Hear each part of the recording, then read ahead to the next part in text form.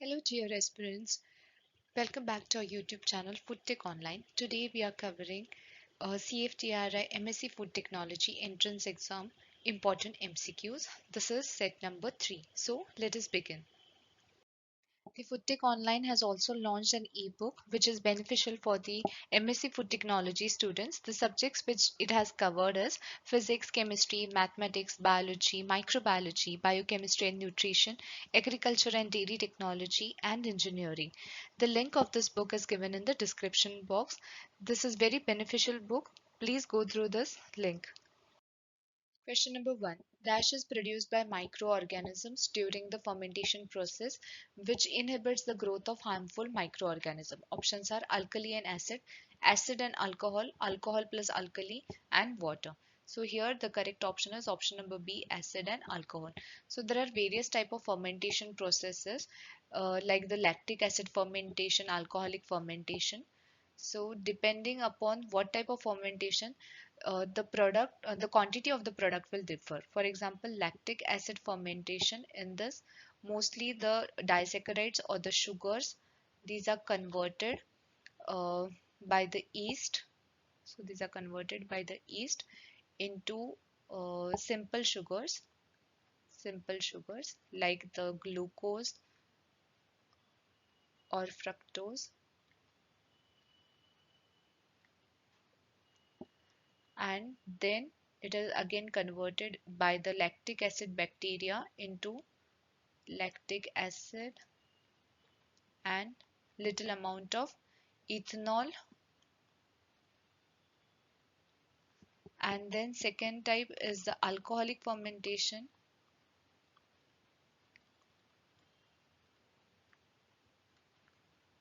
where the starch is broken down into sugars, then into simpler sugars like the glucose and fructose, and then into alcohol, mostly the ethanol, and then carbon dioxide and little amount of acid. So depending upon the type of fermentation, the quantity of the acid and alcohol will vary, and when the pH decreases or acidity increases and there is alcohol content, the microorganism, especially the harmful microorganism, cannot survive in that environment. So here the correct option is acid and alcohol. Question number 2. Listeria monocytogenes is a harmful microorganism found in options are undercooked meat, soft cheeses, and unpasteurized milk. Option C is raw vegetables. Option D is all of the above. So here the correct option is option D, all of the above. So Listeria monocytogenes is a pathogenic. It is a gram-positive microorganism, and it is pathogenic. So it can cause a disease called as listeriosis, which is even lethal, listeriosis, and it is a this organism is facultative anaerobe.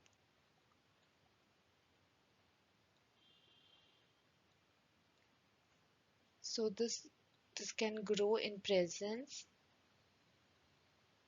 or absence of oxygen. It even grows at refrigerated conditions, can grow at refrigerated conditions.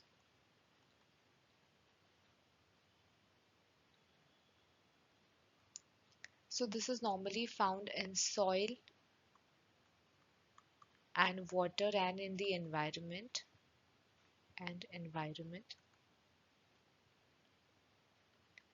So, if the undercooked meat or any raw vegetables or fruits or unpasteurized milk which are not heat treated, or the soft cheeses, these are the products which get contaminated easily with listeriosis or the Listeria monocytogenesis. So here our correct option is option number D. Question number 3. One way to prevent foodborne illnesses from consuming raw fish is to, options are, carefully examine the fish visually and pick out the parasite, freeze the fish at -20 degrees Celsius for at least 7 days, chill the fish before serving, heat the fish but not so much that it becomes opaque. So here our correct option is option number B. So since we are consuming raw fish, we cannot heat it because heating will destroy its raw texture and flavor. So this option is definitely ruled out. But if we want to prevent the foodborne illnesses, if we are heating the food product, then it should be heated till it becomes opaque. Now, we have to chill the fish definitely before serving, but the temperatures are not mentioned, so this option is also ruled out. And the correct option is freezing the fish at minus 20 degrees Celsius. So, some of the dishes like the sashimi and sushi, so these are the Japanese dishes, and there are some Italian dishes also, which demand the raw fish as their main ingredient. So how to prevent foodborne illnesses? We have to freeze the fish at minus 20 degrees Celsius. This temperature is also minus 4 degree Fahrenheit for at least 7 days. This will inhibit microbial growth and kill the parasites like kill parasites. Now the parasites, there are various ones which cause foodborne illnesses. It can be tapeworm or ringworm, or there is one more called as liver fluke. And the microbes such as the Salmonella, Clostridium, then Listeria, these cause foodborne illnesses. So here, to prevent the foodborne illnesses, we have to freeze the fish at least this temperature, or there is one more temperature which is minus 35 degree Celsius for 15 hours. So both will be right.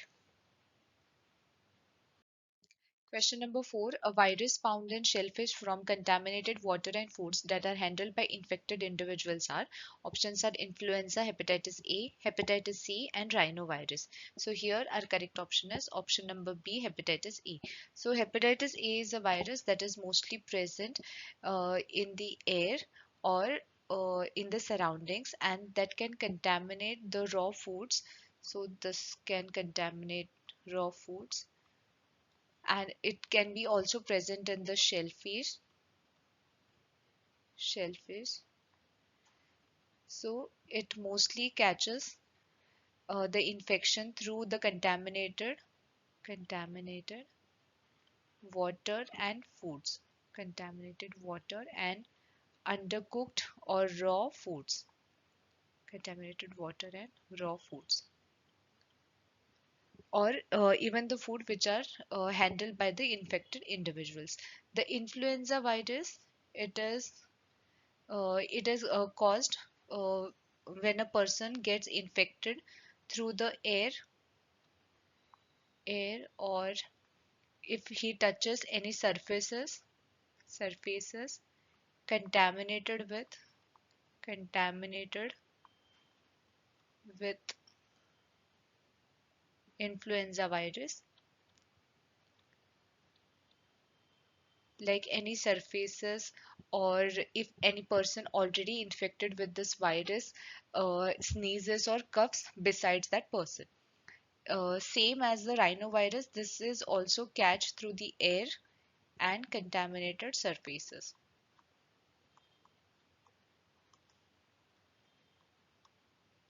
And the hepatitis C, it is caused when any person gets infection through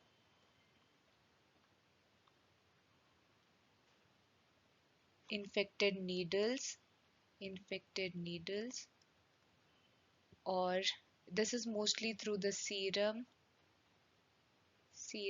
blood, or any type of mucus. So if a person is directly in contact with the infected needle which is having any type of serum, blood, or the mucus, that person can get hepatitis C. So here our correct option is where the contaminated water and food contain the virus is the hepatitis A. Question number 5. Safe methods for thawing foods include all the following except options are thawing under running water, thawing the food on the counter, in a sink of warm water, in the microwave. So here the correct option is option number B, thawing food on the counter. Now thawing is a process where we bring down the temperature of the food from the refrigerated temperature to room temperature. So thawing is from refrigeration temperature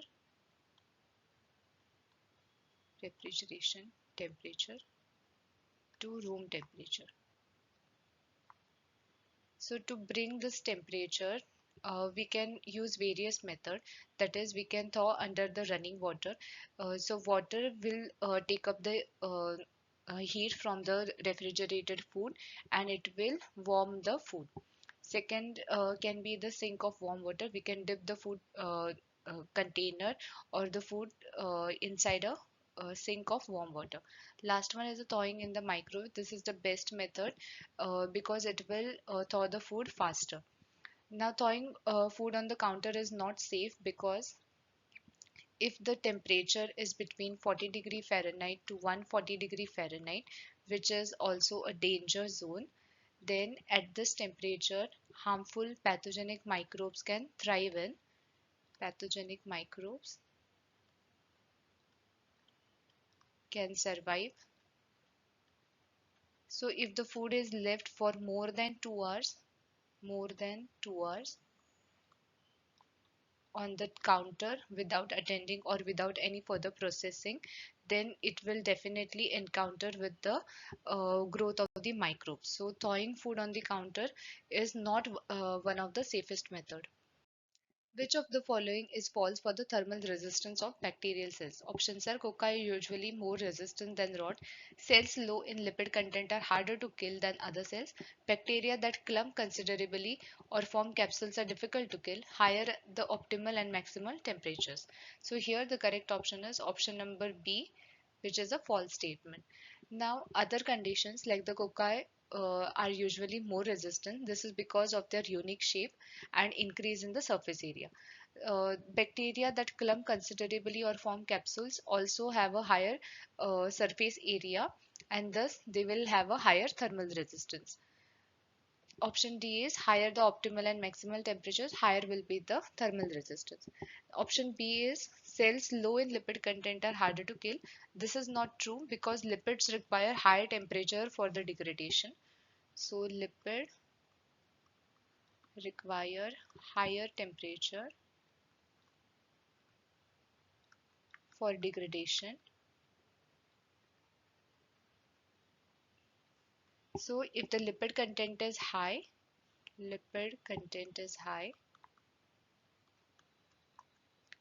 it will have higher thermal resistance. Higher thermal resistance. So this statement is false in this case. Question number 7. The most spoilage bacteria grows at options are acidic pH, neutral pH, alkaline pH and all of the above. The correct option is option number B, neutral pH. So the neutral pH ranges between 5 to 8. Acidic is below 4 and alkaline is above 8. So any slight changes in the neutral pH range will cause the denaturation of protein, which eventually this will cause the destruction of enzymes. Enzymes are necessary for the catalyzation of reaction, which will eventually help the bacteria to grow. So if there is destruction of the enzyme, bacteria cannot grow. So the optimum pH range is mostly favorable at the neutral pH. Question number 8. The microbiological examination of coliform bacteria in foods preferably use. Options are McConkey broth, violet red bile agar, eosin, methylene, blue agar. Option D is all of the above. So here the correct option is option number D, all of the above. So depending upon the various stages of the growth, coliform bacteria requires various types of agar which include all these three. Question number 9. Which of the following acids will have a higher bacteriostatic effect at a given pH? Options are malic acid, citric acid, acetic acid and tartric acid. The correct option is acetic acid. So the bacteriostatic effect of any acid will depend upon the two values, that is pKa value and HLB value. So pKa is the dissociation constant of any acid, and second one is the this value determines how easily an acid can penetrate inside a cell of a organism. HLB is the hydrophile lipophile balance. So it is the ratio of hydrophilic over the lipophilic uh, parts of a molecule. So if any acid is having HLB values similar to that of cell membrane, it will have a higher bacteriostatic effect. So cell membrane of bacteria are also having phospholipids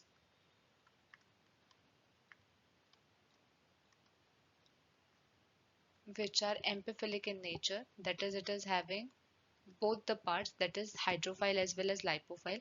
So it is easier for the acid to penetrate inside because the structure is similar.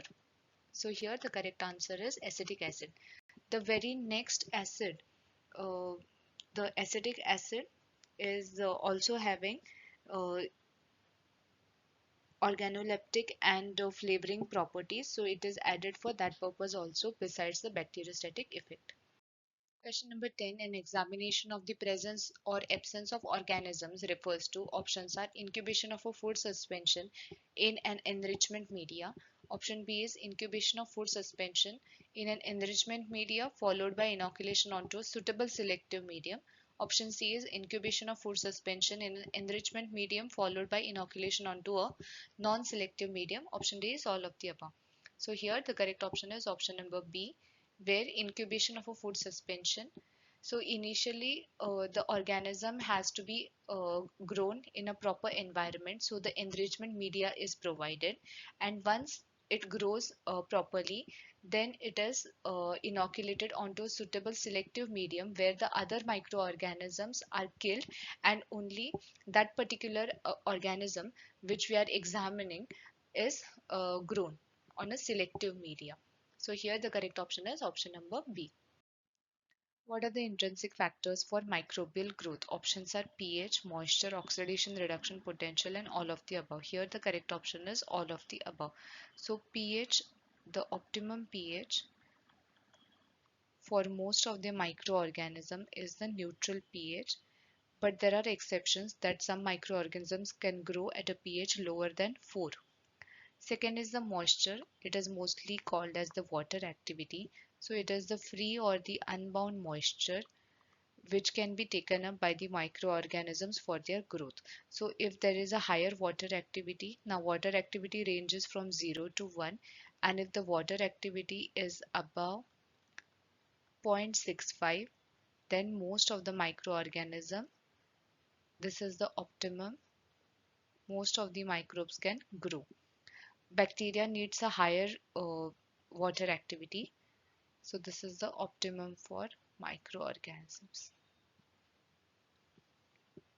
Third is the oxidation reduction potential. It is the ability to so this is the ability of a substrate to gain or lose electrons, ability to gain or lose electron. So if there is a positive redox potential, now the oxidation reduction potential is also called as redox potential. So if there is a positive redox potential, the microbial growth microbial growth will increase. So it will promote microbial growth. So positive redox potential promotes the microbial growth. So here the correct option is option number D. Question number 12. Plate count of bacteria in food generally use the plating medium which consists of options are peptone, glucose, sodium chloride, agar and distilled water. Option B is yeast extract, glucose, sodium chloride, agar and distilled water. Option C is peptone, yeast extract, glucose, salt and distilled water. Option D is peptone, yeast extract, glucose, sodium chloride, agar and distilled water. So here the correct option is option number D. Peptone and yeast extract are high, as well as the glucose are nutrient sources which contains protein as well as starch, and sodium chloride for a saline balance, and agar for the plate count media, and distilled water for the solution. So the correct option is option number D. Question number 13. Yeast and mold count determination requires options are nutrient agar, McConkey agar, violet red bile agar. Option D is acidified potato glucose agar. So here the correct option is option number D, acidified potato dextrose agar or starch glucose agar. So this agar is rich in starch as well as sugars, which is favorable for the growth of fungi, yeast and molds, which require higher sugar content. The other agars, such as the nutrient agar, it is specially used for a general purpose, and it is supporting the growth of wide range of non-fastidious organisms. McConkey agar is a selective medium and specially used for uh, isolation and differentiation of non-fastidious gram-negative rods. Non-fastidious. Violet red bile agar is also a selective medium which is specially used for the E. coli bacteria. Question number 14. Aerobic colony count is also referred to as options are total viable count, aerobic plate count, standard plate count, and all of the above. Correct answer is option number D, all of the above. So this aerobic colony count or plate count, it determines the viable number of or the viable microorganisms in a given test sample, which are mostly the mesophilic bacteria. Mesophilic bacteria. So it is very important. This count is very important in determining the public health issues or the concerns which are caused by the aerobic microorganisms. So this is used to indicate the quality of raw material, storage conditions,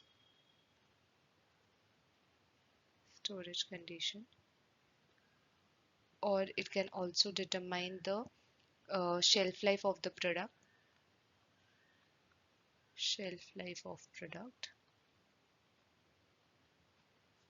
and it can also determine the changes that occur due to enzyme degradation. So here our correct option is all of the above. Question number 15. The time temperature combination for HTST pasteurization of 71.1 degrees Celsius for 15 seconds is selected on the basis of options are E. coli, Coxiella burnetii, Clostridium botulinum, and Bacillus subtilis. So here the correct option is option number B, Coxiella burnetii. So this is the most heat resistant,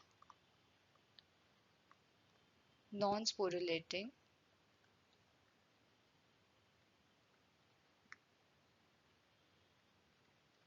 pathogenic microorganism which causes diseases like the Q fever, pneumonia, and in other cases it can be even fatal or cause endocardiasis and vascular infections. So this organism is chosen as an indicator microorganism for pasteurization, and the indicator is 5 log reductions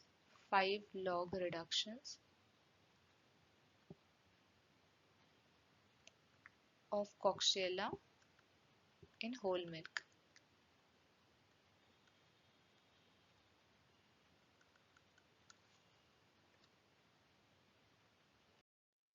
Question number 16. Water activity can act as options are an extrinsic factor, a processing factor, an intrinsic factor determining the likelihood of microbial proliferation. Proliferation means multiplication. And option D is all of the above.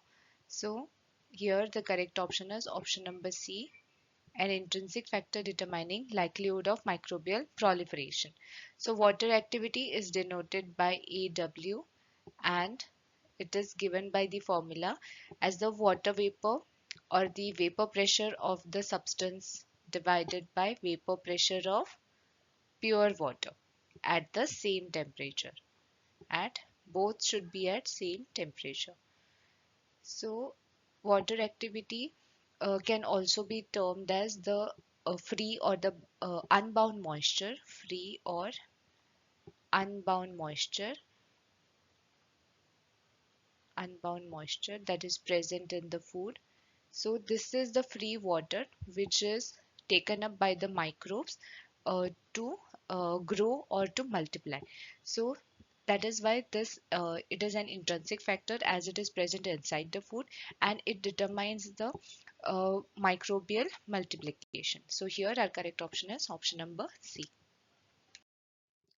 Question number 17. NaCl can act as options are in transporting nutrients, antagonist at optimal concentration. Option C is synergistically if added more than optimum level. Option D is both A and B. So here the correct option is option number D, both A and B. Now NaCl, especially chloride, has the ability to cross the membrane and thus it will transport the nutrients and it also maintains the acid-base balance. Now antagonist at optimal concentration, NaCl will act as this due to the cation which is sodium, which is responsible for blocking the other cations which are and thus act as an antagonist. So here the correct option is option number D. Question number 18. Traveler's diarrhea is caused due to the toxin produced by options are Clostridium, Bacillus, Escherichia and Yersinia. Correct option is option number C, Escherichia. Escherichia is also called as Escherichia coli, that is E. coli, and the toxin it produces is called as enterotoxin. So the sources of the E. coli is mostly the soil and water, and if the soil water bodies are contaminated, then the E. coli outbreak can happen. This mostly happens during the traveling because the people which are if there are a lot many people traveling around and if there are unhygienic conditions or poor sanitation conditions, this will definitely transfer from person to person or contaminated surface to the person. So unhygienic condition, unhygienic condition, then we have uh, poor sanitation, poor sanitation.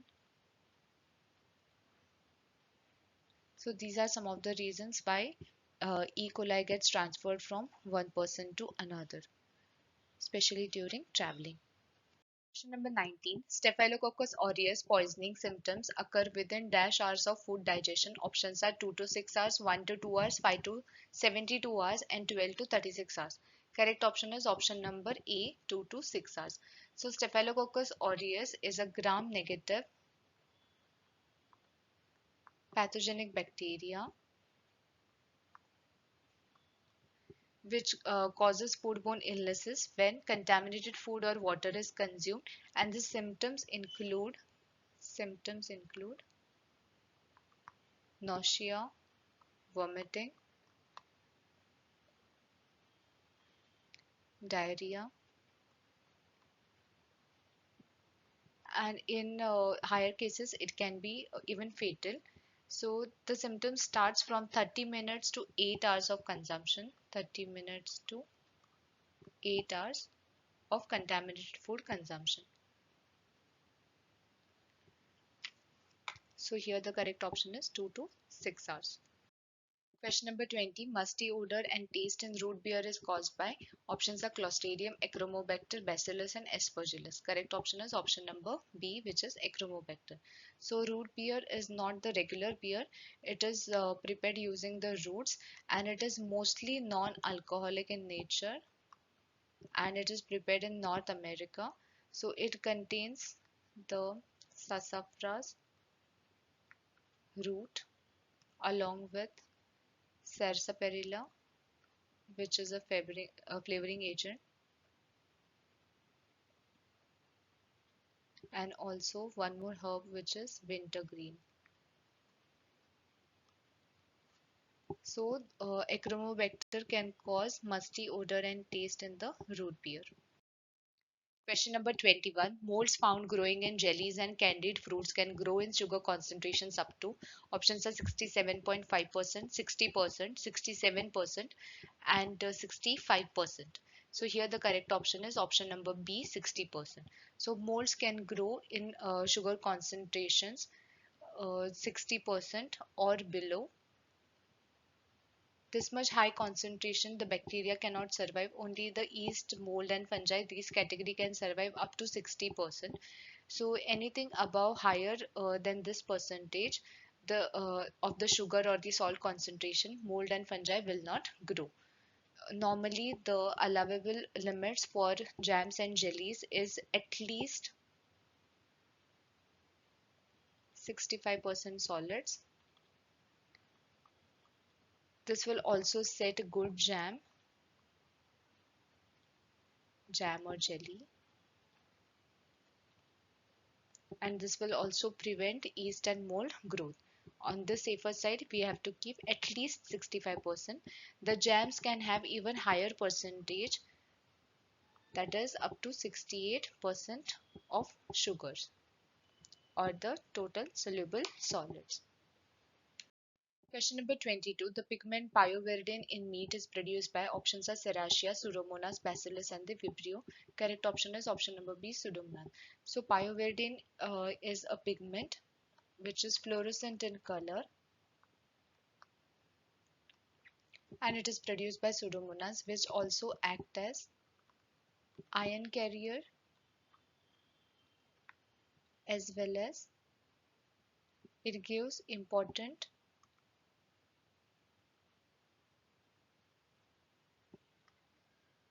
structure to cells. It also acts as antimicrobial agent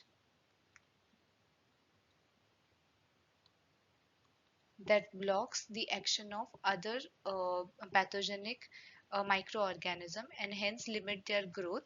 So this pigment is important, which is produced by Pseudomonas.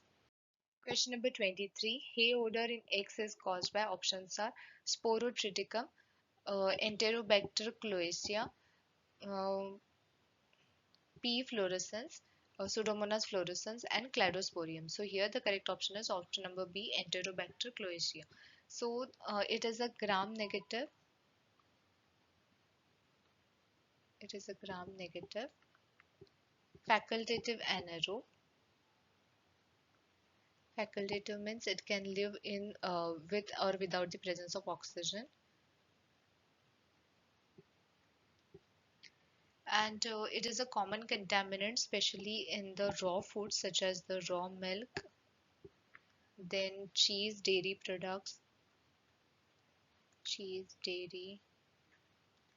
poultry, especially the eggs, and it is normally found in soil, water, and sewage. So it can cause pneumonia,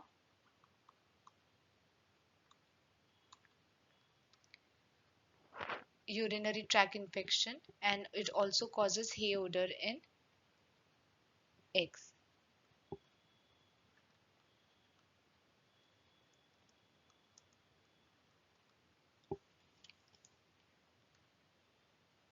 Question number 24. Dash are not osmotrophic. Options are yeast, fungi, molds, and algae.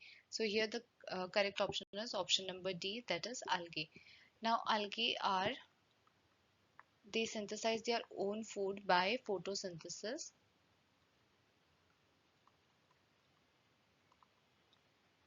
So they doesn't require, so these are called as autotrophs, and they are not dependent on the other organisms for their food.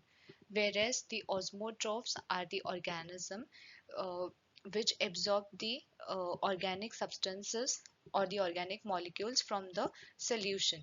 So they require the other organisms to degrade, and then they will absorb the micronutrients from that dead organism. So yeast, fungi and mold, this is the category of the organism which are called as heterotrophs. These are all heterotrophs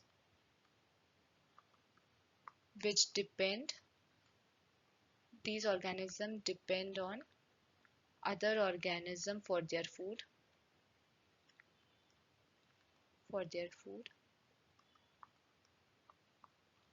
And these are also osmotrophs which absorb nutrients from other organism for their growth. So here the correct option is algae, which is not osmotrophic but autotrophic. Question number 25. Dash are the primary producers which are a source of various nutrients and are usually of aquatic habitats. Options are yeast, fungi, molds and algae. Correct option is option number D, algae. So algae are the aquatic photosynthetic organism that produce oxygen and act as a source of crude oil.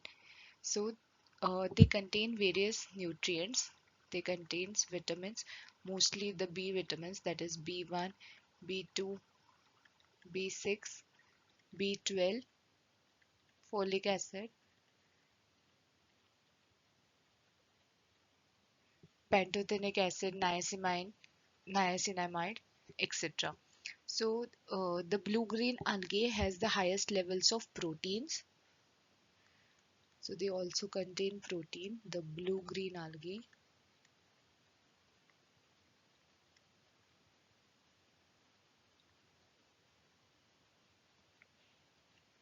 It contains around 40 to 60% protein. So there are different types of algae which can be consumed as a food. So depending upon their colors, like the red algae, green algae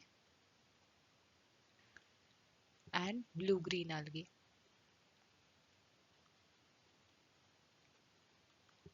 There is one more called as brown algae. So the brown algae is also called as kelp. This is one of its, the brown algae is the kelp.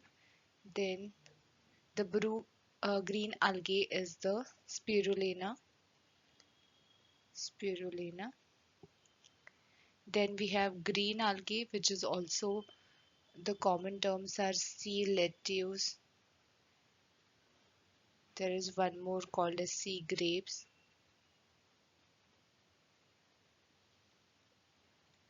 And red algae is also called as dulse or nori. Dulse or nori.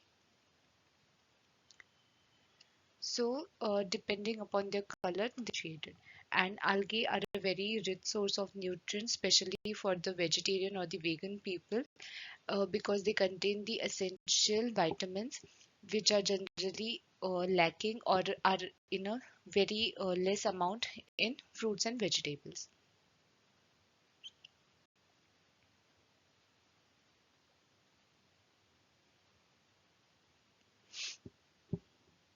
So we have come to an end of these 25 question MCQs. This is our online application which is named as FoodTech Online. It covers all the important set of questions and the subjects like the food engineering, food chemistry, food microbiology, and it has got various questions related to exams like FSSAI, GATE, state FAOs, etc. The link of this is given in the description box. So please join our app. Thank you for watching this video. Also subscribe to our YouTube channel FoodTech Online and join us on our social media applications. And please do like and share this video.